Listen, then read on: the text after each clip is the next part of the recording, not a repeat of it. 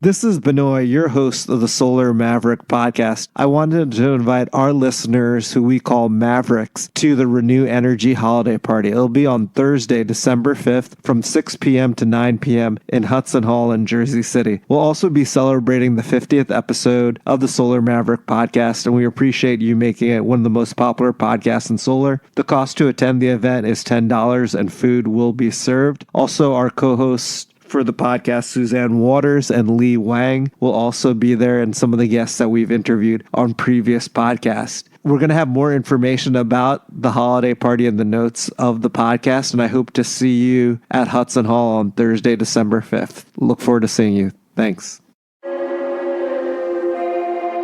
So we thought of the right brand, and then one day he's just like, I know the brand name, Mishka brand. I said, there's no way I'm putting my name on a bunch of jars of weed. What are you talking about?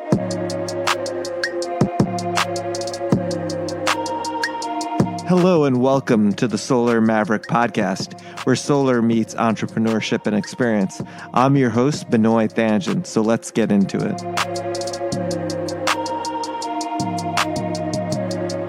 Welcome to the Solar Maverick podcast. This is your host, Benoy Thanjan. I'm excited to have our two guests, Steve and Mishka. They're from MMD Shops. If you don't know, it's in their name, Medical Marijuana Dispensary. That's what MMD Shop stands for. It was founded actually in 2006, opening their first medical dispensary in North Hollywood. And they've been in the forefront of advocating for safe and legal access to cannabis for over a decade. And then a little bit more about Steve and Mishka. They joined forces in 2006 to open one of Los Angeles' first legal medical marijuana dispensaries. And the Solar Maverick podcast is about solar and entrepreneurship. We've actually interviewed someone outside of the solar who is an entrepreneur. Her name was Tiffany Fan. She's the CEO and founder of Mogul. And I'm excited to have you both, Steve and Mishka, on the podcast. Thank you for having us, Benoy. Thank you for having us. Definitely. I think our audience would love to hear your story, and everyone wants to learn about cannabis. And also, too, we were talking before about energy consumption regarding grow, and specifically how maybe even renewable energy could be in it. But it's amazing. Absolutely. They're inevitably bound to make a marriage together, as it's going to happen. And we want to thank you, Benoy, for asking us to be a part of your podcast. I don't know if the people listening know how cool you are. And realize, I don't know if I'm as cool as you guys. Well, I don't know. I mean, just something about solar. Yeah. If you get the pleasure to get to know this guy one day, he's a rock star and at the top of his field, and we're honored to be friends. So we're excited to be here with you. Yeah, I'm honored to be your friends as well. And we're talking to the cannabis experts. Everyone who doesn't know the story of MD Shops, I think this is a great opportunity for our listeners to learn about you guys. And I feel like, as well, from your experiences, you can impart a lot of wisdom with being one of the most experienced medical cannabis dispensaries in the U.S. I think as the years went on, since we started doing this, it kind of started from taboo subject, and it kind of in years morphed into this thing where everybody wants to know about the cannabis industry. Everybody wants to be in the cannabis industry. Yes. You know, my Uber driver yesterday was just telling me, he said, I was thinking about getting into cannabis. How do I do it? I was like, well, if you have about 2 months of writing time, I could maybe get into about 0.5% of it. Sure. Yeah, it's one of those spaces that everybody, love it or hate it, everybody's curious, and everybody wants to get into the business now, whether they want to be investing in it or they want to be exploring it. Everybody wants to get into business, which is great. It really brings a lot of amazing talent to the forefront, brings some interesting characters as well, but we totally believe in fair market, and we believe that the best players should rise at the top. We actually really happy for professionals and people at the top of their field interested in cannabis, because it's becoming such a big and real industry that it's not just for people that just love consuming cannabis. It's developing as an industry. Yeah, it's really great to see these really amazing minds come to the forefront that we get to learn from, because we happen to be cannabis connoisseurs that turned into thriving businessmen. But some of these other people come from much different backgrounds, kind of like you. You come from a solar energy background and you're the man, but you want to talk to us about cannabis on your podcast. So it's pretty nifty to be here. Yeah, definitely. It would be great, actually, if you could talk about how you guys partnered up to start MMD Shops back in 2006. Can you talk about, I know you talked about being we were a born. And mom said, you got to play nice with your brother. You know what I mean? And that was it. That was the future career. We kind of grew up sharing everything. We have an older brother as well. We don't like to share with him. Just kidding. We've always been close since we were kids. We never fought. We came to this country with 5 people and not much more than a few $100s. Yeah. You know, we really had nothing. So we really depended on each other to survive. We didn't grow up with all the fancy toys in the world and all the video game consoles. We got to play sports and we got to play with each other. We were each other's entertainment. We would protect each other, or they would protect me because I was small. And it was a very, very close-knit family unit, which has been an interesting dynamic going into the business aspect of it. Yeah, they say don't go into business with family. Yeah. They're right. And I do happen to think, for the most part, people are right, unless you actually have the relationship that you have where you respect each other's boundaries. Definitely. You don't step over the boundaries. I think that might be the biggest reason for our success of actually being able to work together, is just we don't step over each other's boundaries. We know We let what each the other boundaries. thrive in the things that the other one is good at. Sure. You know what Yeah. I mean? We give each other the opportunity to excel at the functions that we excel at. I happen to be a good salesman and really good with distribution, and that's the portion that I focus on, where he's really focused on compliance and logistics and accounting and the back of the house stuff. And the truth is one couldn't really work without the other. So Definitely. we're just especially in this industry. And also there's a lot of things that we overlap in. We've actually done kind of competitions with our salespeople out on the floor, where we'll take a counter and that's they take a interesting. counter. Totally. We just shame them. Meaning, like, we put them to shame as far as sales goes. Yeah. Like, there's no one better as salespeople of our product behind our counters than us. because there's no one else that cares as much, and that's the truth. If somebody else cares as much, I believe that they could be just They as should good be an owner. or better, Sure, or definitely. they're They should be an an owner. owner. They You should know, be an owner. Yeah. They deserve to be an owner. But the way we got started in this business after this long introduction into our childhood, This is really good. And it sounds like you complement each other really well. we do. Yeah. We do. Me as an older brother, I'm really happy about that. much older. Not that much older, but I'm the less gray one. Yeah. I'm the less gray one. In 2006, we started hearing about some people opening up licensed dispensaries.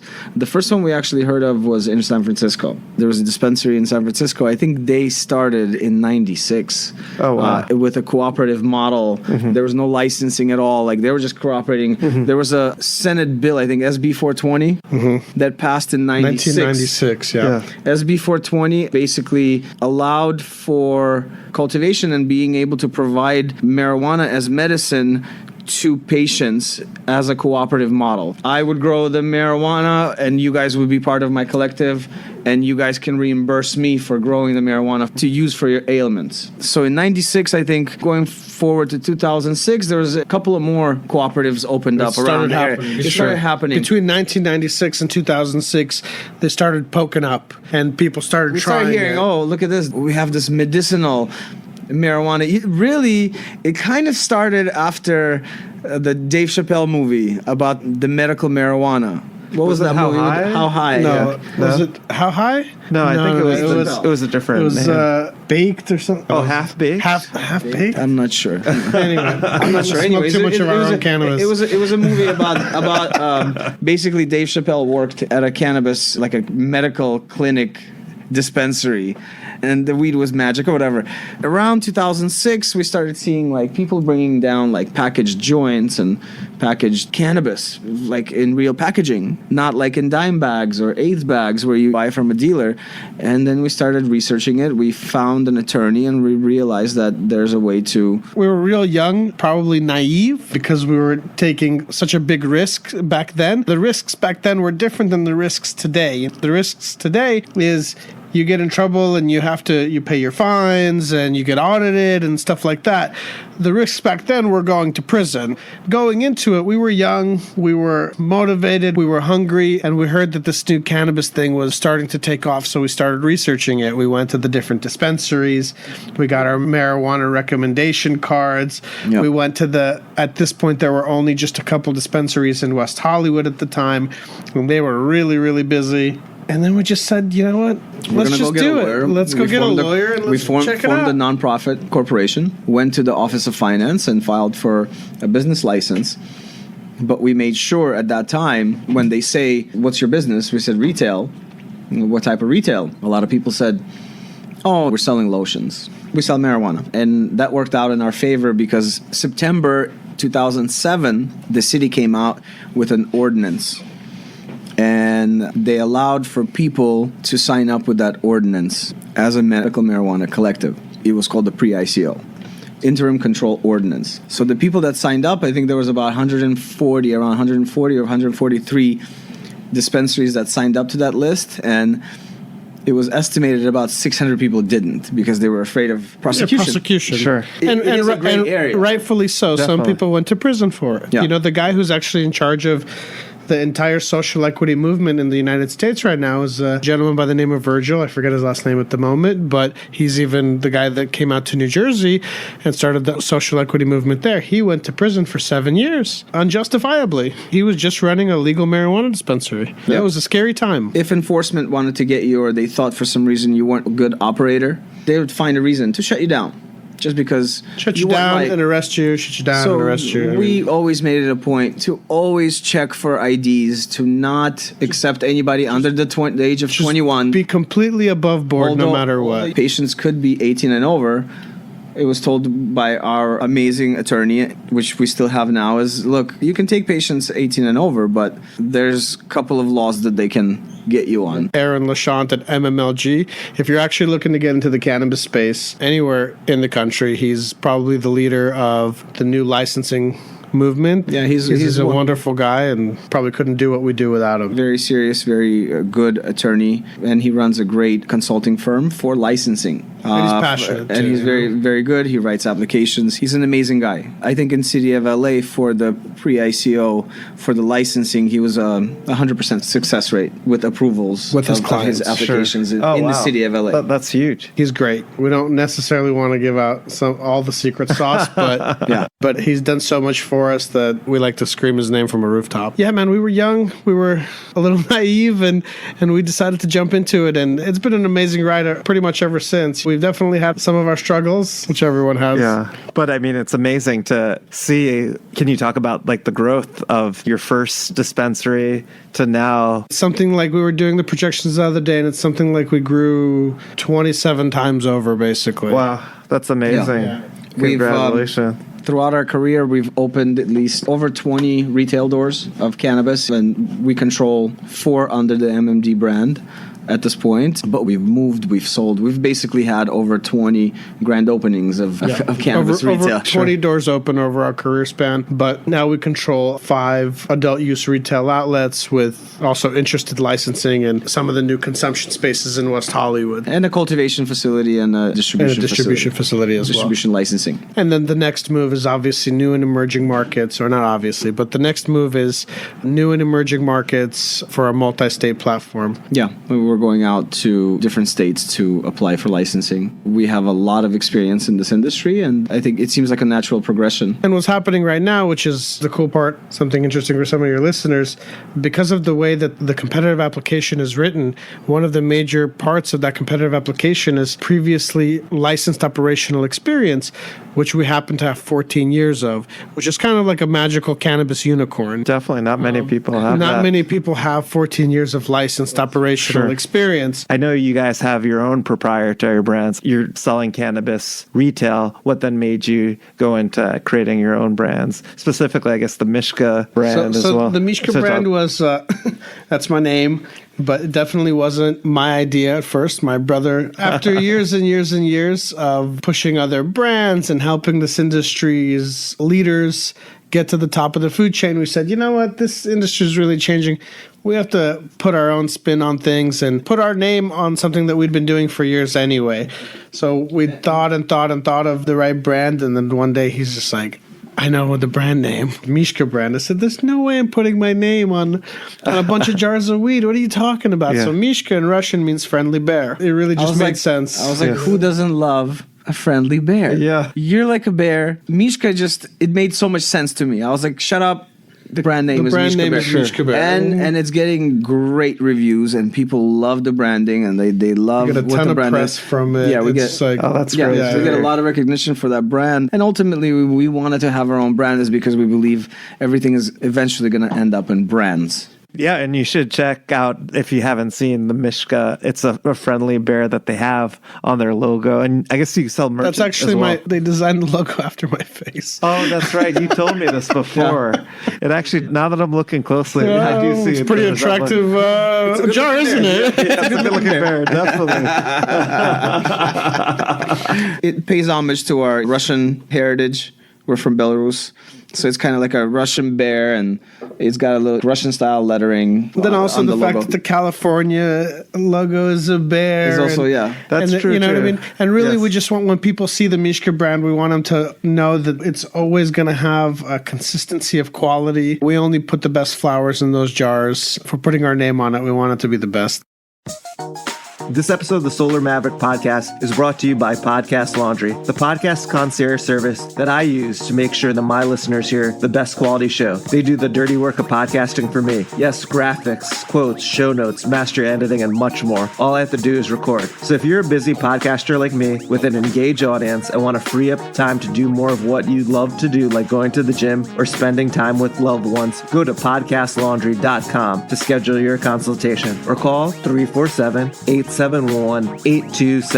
That's podcastlaundry.com or 347-871-8273. Thank you. And it was interesting, too, you mentioned about the cultivation business. I know when we had the conversation before and you walked me through your cultivation business, that you guys really look at yourself as more the retail, the sales. Can you talk about what made you get into cultivation? I know we talked about this a little bit before, but it was interesting to see. And I love how you all call it the microbrewery concept. So essentially, it was a necessity. We needed quality product that was safe and consistent for our consumers. So the only way that you were able to cultivate back when is if it was turned into a microbrewery kind of attached to your retail space. Think of like a microbrewery with a restaurant and bar next to it. Sure. There was no way of getting a separate licensing for cultivation, for distribution, for manufacturing, and for retail. Yeah. It was just the retail. Before it was a cooperative model. So you basically produced what you sold. You were just able to have a retail space, but your production has to be attached to your retail, kind of like a microbrewery. Now it's a little different. You can apply for various different license types, and just perform that function. As it should be, because the truth is Budweiser isn't made in the back of a Ralph's. Yeah, as it should be. That's a good analogy. But as it stands now, one of our locations in North Hollywood is ran like a microbrewery. But and when for cannabis. when we started it was a pretty big one. By today's standards, it's not tiny, but it's more of a microbrewery where we concentrate on very boutique, exotic flowers, and that's mostly where we produce our Mishka brand. There are definitely some Budweisers shaping up out there. That's all they do is that they produce flower. They produce cannabis. They're not interested in retail. They're interested in relationship with retailers like us to be able to sell their product and develop their own brands as well. And they do a wonderful job at it. The fact that like these new agriculturalists are coming into the space, teaching us 15-year-old weed guys like what to do after 2 months of growing this product. It's eye-opening. Top of the food chain. Yeah, when you have somebody growing Brussels sprouts for 30 or 40 years, for them it's just changing a seed. It takes some time to scale it. You know what I mean? It's a specialized flower that you need to know how it needs to look at the end, how to pay attention to the terpene profiles and how the plant's life cycle. But for an agriculturalist, it's not a hard thing to figure out. And once they dial it in, the days of growing in your garage or in a warehouse are over. You have farms. I mean, if you've ever driven through California and through the farmland, I mean, you're driving for hours and hours and hours of rows of plants or trees this is what I envision cannabis to be within the next 5 to 10 years. Yeah. That's amazing. And in California, we grow some of the best cannabis in the world. Northern California has become a real staple for just beautiful cannabis. If you ever drive up to 101 in deep Northern California before you hit the Oregon border around the month of October, all you got to do is roll down your window and you can't go into that town without smelling like a skunk, you know? And it's just... Yeah, it's amazing. It's an amazing thing. Right now, definitely, we very much encourage that everybody gets into the licensed cannabis space. Don't go into the illegal trade. Those days are over. We need to move on and turn this into an industry. It needs to be taxed, it needs to be regulated, and it needs to be available for the open market. Not over-regulated. This is amazing. I think this is a lot of great, valuable information. You actually mentioned this a little bit before. What are your future goals and growth plans for MMD? I know you mentioned about world domination. World domination. We look forward to being a major staple in the retail space of the cannabis. Multi-state, coast to coast. We want to be the Starbucks in your Whole Foods stand. Our biggest dream is to have an MMD cannabis stand in the Whole Foods one day. We want to be the trusted name in cannabis when somebody, whether they're in New Jersey, whether they're in Hollywood, whether they're in New York, if they call MMD and they get some cannabis from there, it's trusted, it's reliable, it's safe, and it's just overall a good product. And it's high THC level. Or, it's all of it. You know what I mean? It'd be the same experience that you would have ordering any product from a reliable... We don't look at it as we're competing with other cannabis retailers. We're competing with Starbucks. We're competing with other big name retailers. That's an interesting way to look at it. Yeah. Because this product is going to be normalized, whether you like it or not. Now, there's some amazing operators out there now that are real competition, and they're great. But really, it's taking time, and the people that care about it and that are doing it successfully are really like separating from the people who kind of don't. When this industry comes out, and you're going to see it when it comes to New Jersey and all these other places, when it first gets there, everybody wants to grab at it and do any part of it. When we first started, we wanted to do cultivation, manufacturing, distribution, brand development, retail. We wanted to make our own nutrients. We wanted to do everything under the sun. And then we realized, like, hey, man, we suck at most of those things, but we're pretty good at this one or two things, and we kind of stick to our lane and we scale that. And how do you think you guys differentiate yourselves as a retailer than maybe the other operators out there? Quality of service, honesty, and reliability. Yeah, and consistency. Consistency, not only in product, consistency in standard operating procedures, hard work. You'll see us at all of our stores. Sometimes you'll see us actually go around and pass out flyers when we have a grand opening. Me, Steve and Mishka are passing out flyers, and then there's some people that we sometimes run into that know us. And they're like, hey, what are you guys doing here? Blah, blah. And we're like, oh, we're hanging, we're walking around. Here's a card. We just opened a store down the street. They're like, wait a minute.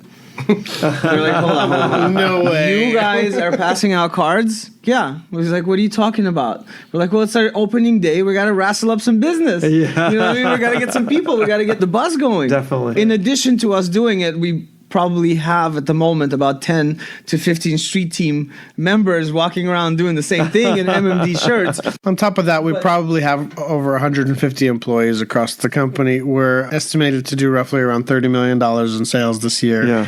We're a big player. So it's uncommon to see people passing out flyers when they're scaling a company and trying to take it public. You know what I mean? Great. Honestly, when you spend a lot of time with Steve and Mishka, they're very humble. They don't have an ego.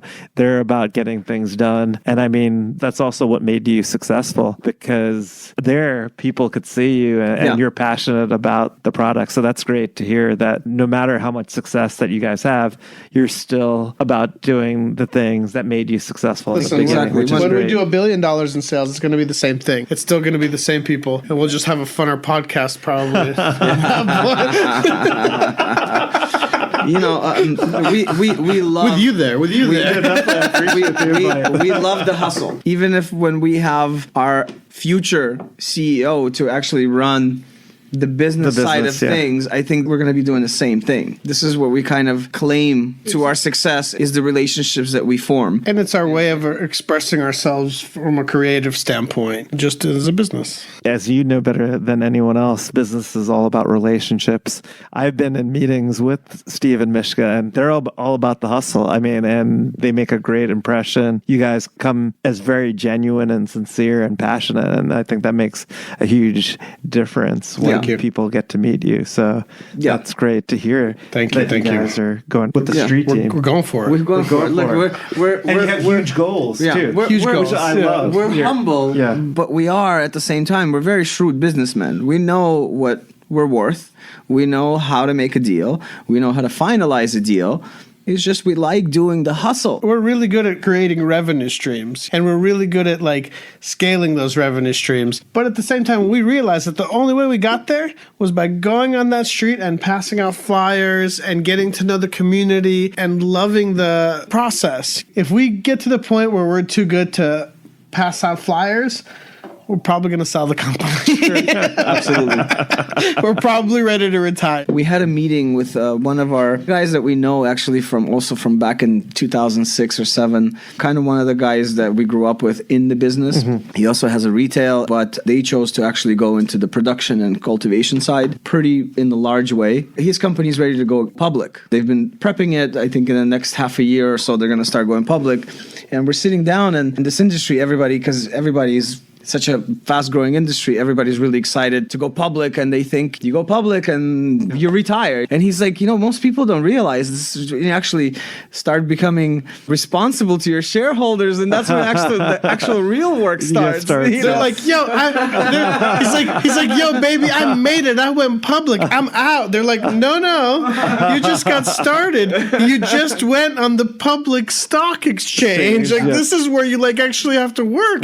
And he's like, I'm ready for an exit. You know what I mean? And it's not like that. But we're excited. We're excited about the work. We're excited about the expansion. We're excited that we even get to be having these conversations about potentially taking our company public one day. And your listeners can buy some stock. Yeah, definitely. No, that sounds amazing. Also, we have reservations about going public and staying private. There's also those considerations. It's just, I guess, whatever makes sense. Yeah, definitely. That makes sense. And then I don't know if you want to get into as well that you guys are also thinking about creating your own content as well. Yes.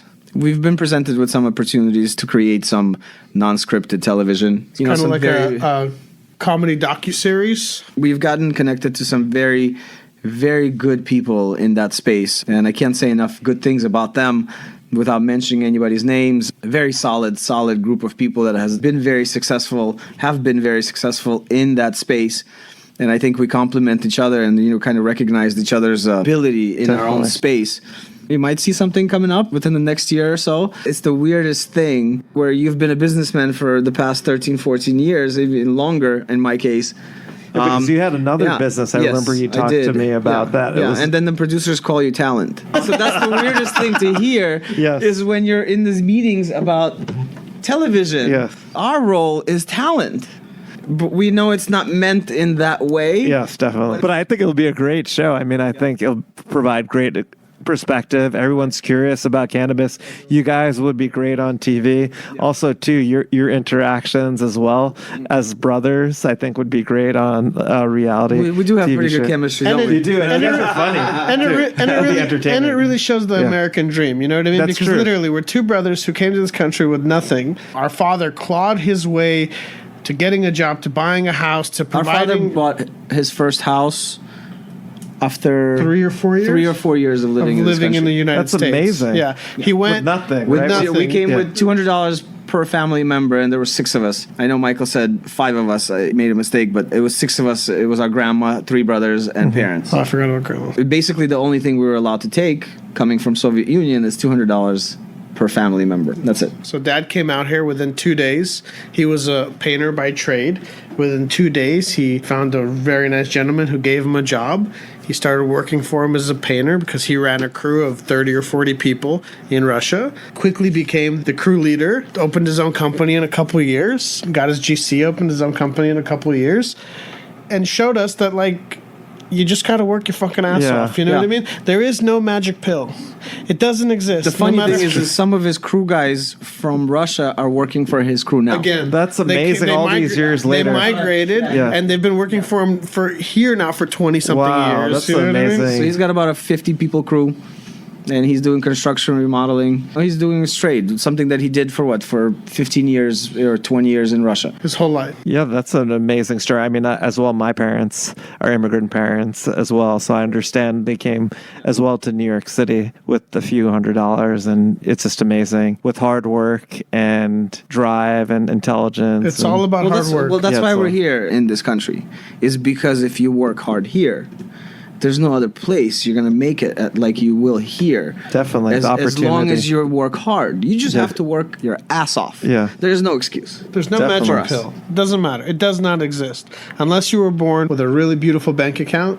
And if you were, that's awesome. God bless you for that. But for the rest of us, it's just about hard work. Yeah, this is a great American story. Yeah. When's the book coming out? We're 2020. The show is about solar and entrepreneurship. You mentioned one key thing is hard work. Is there any other suggestions that you would have with someone who wants to start their own business from your experience? I think, first of all, hard work and drive and that hunger is one of the most important things.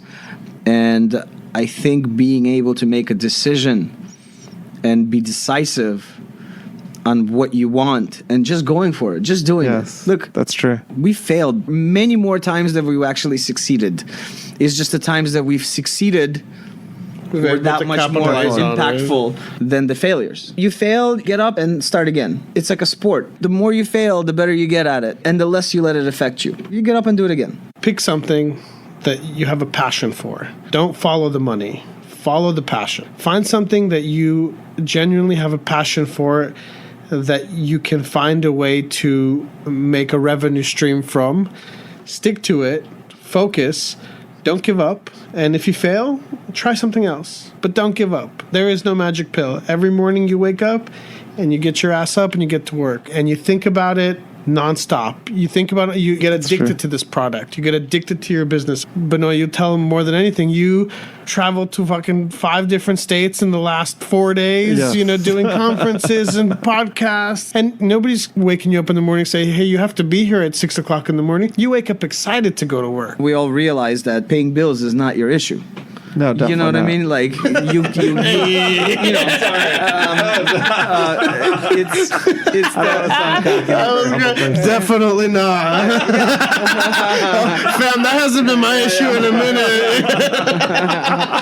Yeah, I mean, we all realize that it's the passion that drives you. It's the love for what you do that drives you. So my encouragement to people is to find something that they love to do, that they love getting up and doing whatever it is that they love doing.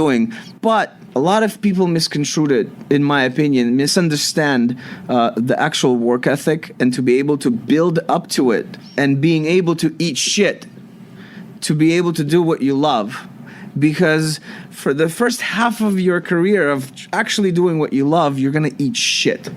You're absolutely going to live worse than any one of your friends, probably. Or your employees. Or employees. Yeah, that's true. That's another great We've had businesses where employees have made money for 5 years before we started making money from it. Definitely. And we're like, and they're complaining to us, like, oh, I'm not making enough money. I'm like, oh, you sure, asshole? I have a question. What about you? Well, I think you actually mentioned the two things other than hard work. Definitely, I think a lot of people are scared about failure, but failure is the best teacher in life. And that's where you learn to adapt. The most successful people fail more than the average person. Honestly, I've failed so many times. People might not necessarily see it, but I've gotten a lot smarter from the failures and the growth. And then I don't really look at it as a negative. I look at it as a learning experience where a lot of people get stuck in their failures and then they can't move past it. They're still living in the past. So it's about staying in the moment and then doing everything that you can to progress.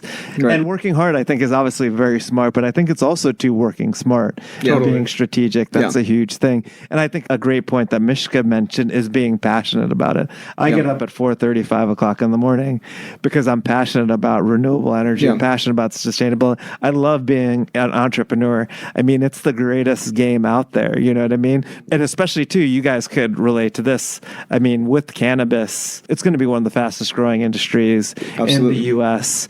And there's so much innovation. There's so many players coming into the market, almost similar to the solar space as well. So we're kind of seeing the same things that you were talking about, which is funny because it's two totally different industries, but they're still the same, similar. There are a lot of people entering.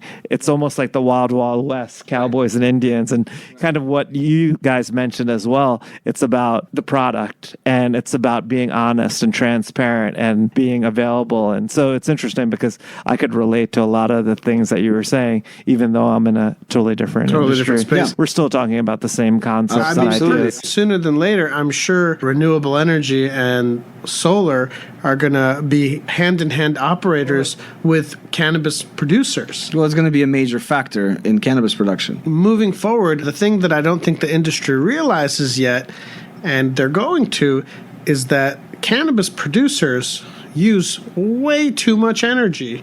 It's not efficient. It's not efficient at all. With the new technology of LEDs hitting the market and with solar energy and renewable energy getting more efficient and smaller in size and the technology growing every single day, I think the collaboration of the two is, quite frankly, inevitable and probably going to be a requirement of these states. Definitely. Not just something that we want to get into because we want to save a little bit of money on the production aspect of it. I think once we actually start manufacturing this product on a national level, we're going to realize, like, hey, you guys can't use this much energy. It's not even right. The greenhouses are basically, it's not only just a greenhouse where you use the power of the sun. They're actually substituted with the 1,000 watt light bulbs, just like you would have in an indoor facility, which enables you to have more cycles and more harvests throughout the year versus just a regular greenhouse where you just use the sunlight, where you harvest once a year. Now you have these facilities that are 300,000 sophisticated greenhouses where you are able to have 5 harvests per year using the sunlight and substituting sunlight with your regular grow lights within that sophisticated now greenhouse. Everybody's really going to the LED space. With LED, it's different than like your normal halogen lights, because with halogen lights, you have to keep them 6 feet away from the plant or they will burn the plant. With the LED technology, they don't get hot. We can cool them with water. We can get them 6 inches away from the lamp, from the which top means of the plant. we can do a vertical system where if we have a ceiling height, we can do multiple rows of cannabis. So again, that just means that we're going to be using more power, more energy, because you end up more air you actually conditioning, end up using just as much wattage for LEDs as you do for regular HPS light bulbs. Yeah, because you use more of them. Sure. Yeah, and as the consumers grow, as the new markets open up, there is no cannabis consumption, and cannabis as an industry is not getting smaller anytime soon. It's only growing larger.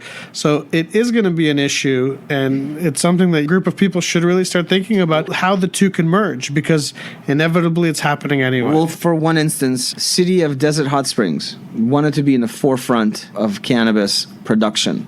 They wanted to be known, the city for production. So they allocated millions of square feet towards cannabis production, cultivation. What they realized is they didn't have enough power on their grid for that square footage. Yes. So it was a huge problem at some point for these cultivators that paid for their licensing. They started building their facilities and realized they didn't have enough power. So now the City of Desert Hot Springs, the city itself didn't have enough power. The City of Desert Hot Springs is at a race to the finish line to try to bring in more power from Edison or whoever they're working with. Definitely. Set up a bigger grid, basically. To set up a bigger grid. But the truth is that's counterproductive. Like, really, we should be working with renewable energy.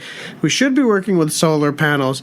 We should be finding out out ways to be more efficient and better for the planet. Yeah, better energy efficiency. Yeah. And it's interesting because obviously New Jersey is potentially going to legalize marijuana. We've been contacted by so many companies within New Jersey about incorporating solar. And obviously people usually who are in the cannabis space want the energy to be renewable. You mentioned obviously LED, energy efficiency, renewable energy, even battery storage as well. Like all these technologies are going to basically kind of merge. Part of the energy usage is huge for the development of cannabis, and obviously renewable resources and energy efficiency. Of course, and then going to be a big part of it. I presume the greenhouses in New Jersey, because of the winter, are going to need heating. They're not going to be most likely using gas heating. They're going to be using heaters that are electric. It's a massive waste of power. I'm very much looking forward to you personally tackling that problem and fixing it for the rest of the world. Because it's true, it's happening anyways. Our electricity bills are enormous.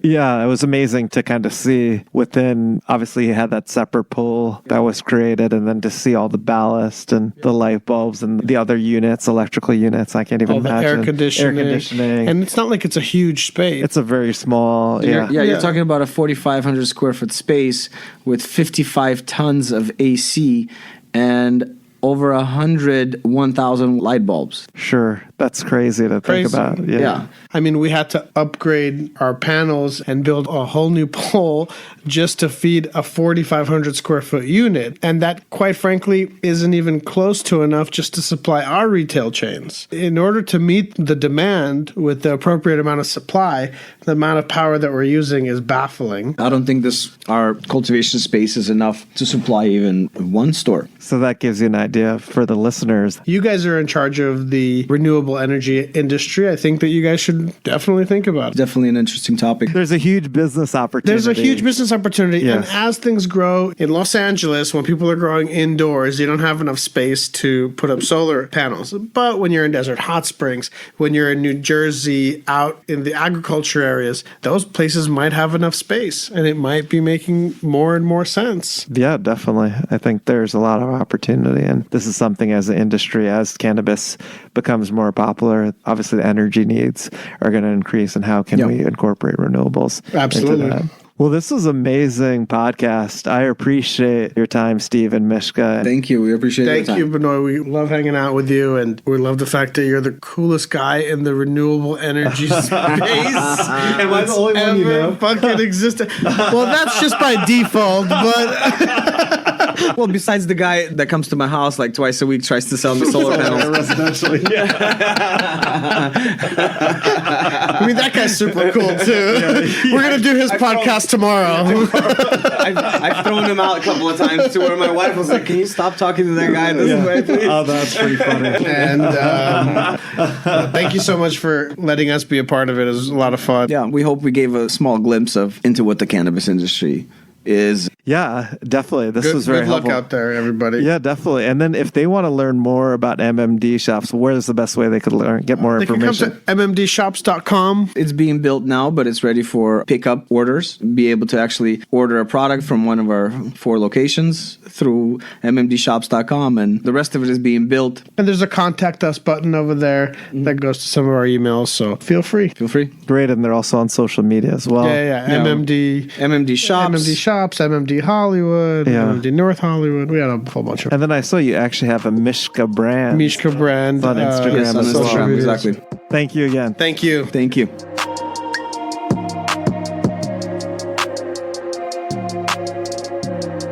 Thanks for listening to the Solar Maverick Podcast. The Solar Maverick Podcast is brought to you by Reneu Energy. We're a solar development and consulting firm. If you believe that this podcast is adding value to you, please give us a 5-star review and share with those that you think could benefit from this information. Please email all questions, suggestions, and feedback to info@reneuenergy.com. That's info@reneuenergy.com. The Solar Maverick Podcast is produced by Podcast Laundry and executive produced by Benoy Thanjan and Kevin Y. Brown.